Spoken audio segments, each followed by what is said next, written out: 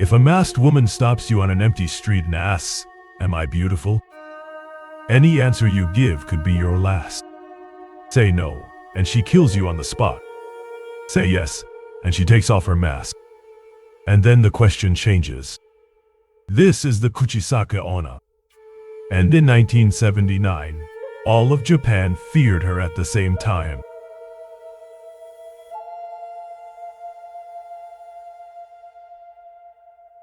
They say she always appears the same way. A tall, elegant woman in a long coat. Her face hidden behind a white surgical mask, which in Japan never drew any attention. Everyone wears one. People wear them for a cold for the winter, out of courtesy. Half the faces on the street are covered, and no one suspects a thing. That is the cruel genius of the legend. She hides inside the most ordinary disguise. She approaches someone who was alone, almost always a child walking home from school, late in the afternoon, when the street is already empty. And she asks the first question, in a calm voice. Am I beautiful? The child, not understanding the danger, almost always says yes. And that is when the trap closes. Because if the answer is no, the legend says, she pulls a huge pair of scissors from inside her coat, and it ends right there. But if the answer is yes, she raises her hand to the mask and pulls it down slowly. Her mouth is torn from ear to ear. A gash climbing up both cheeks, a smile that never ends. And then she repeats the question, now with her mouth exposed. And now, am I still beautiful?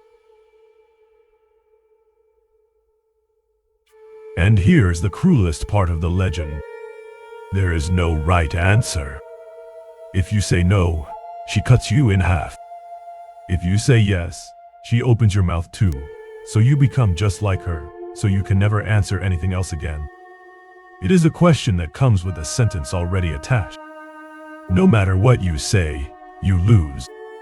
But every Japanese legend leaves a crack, a way to escape for those who know the rules. And the Kuchisake-onna's rules are almost a riddle. The first way out is the middle answer. If you tell her she is average, ordinary, neither beautiful nor ugly, she freezes. Confused, unsure what to do with an answer that is neither yes nor no. And in that instant of doubt, you run. The second is to turn the question around. Ask her, do you think I am handsome? They say she gets lost, trapped in her own snare. The third is the strangest of all, and the most told. Throw candy on the ground. Hard candy. Caramel. She stops to pick it up, as if she cannot resist, and forgets you completely. And there is a fourth, almost secret. Say the word pomade 3 times. No one quite knows why, but they say the sound of it makes her step back. Keep the candy. That detail will matter more to the end of this story than it seems right now. The Kuchisake-onna was not born in 1979. She is much older. The oldest stories come from the Edo period, centuries ago, when Japan was still a land of samurai and castle. And almost all of them tell the same pain. The most famous version says she was the wife, or the concubine, of a powerful samurai. Too beautiful, and too vain for his taste. Convinced she was betraying him, consumed by jealousy, the samurai took his sword and cut her mouth from one side to the other. Now, he supposedly said, let us see who finds you beautiful. A second version is colder and more modern. She died during surgery, a procedure to make her even more beautiful that went wrong in the hands of a clumsy doctor.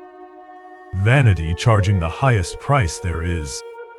And there is a third, whispered, that says she cut herself full, driven mad by an obsession with her own appearance, unable to bear the thought of growing old.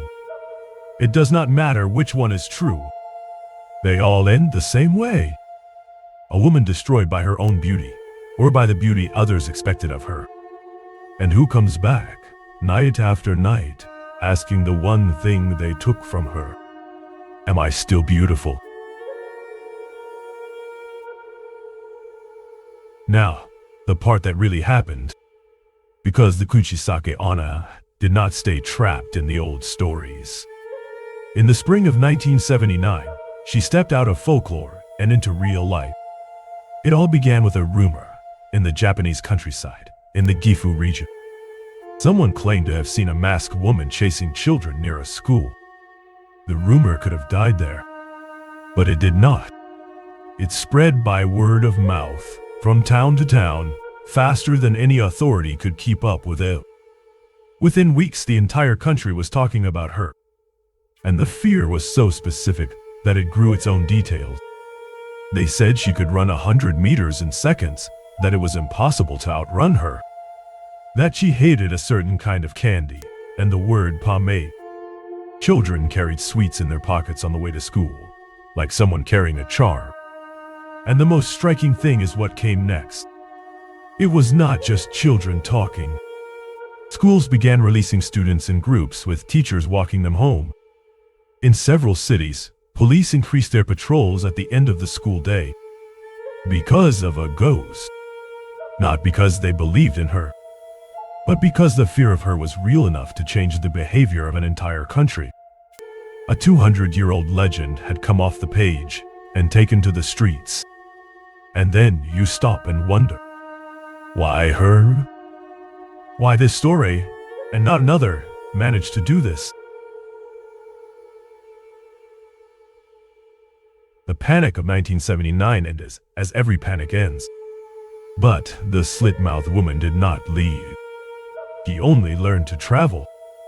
Decades later, across the sea, in South Korea, a new wave of fear swept through the schools.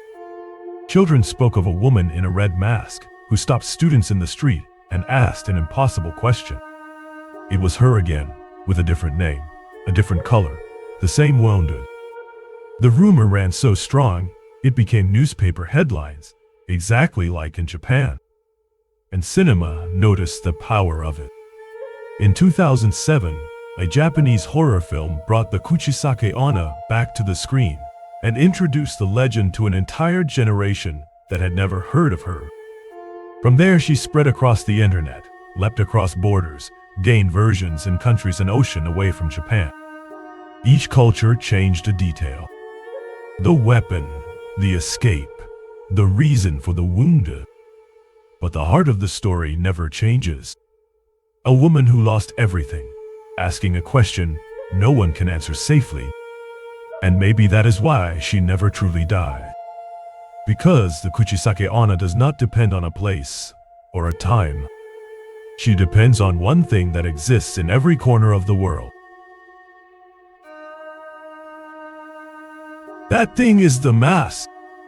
The answer to why she never leaves is in the most ordinary object in the world. In Japan, covering half your face was never strange. People wear them for a cold, for allergies, out of courtesy, out of shyness.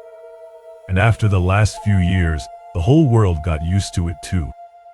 Today, in any big city on the planet, half the faces you pass on the street are hidden behind a piece of cloth.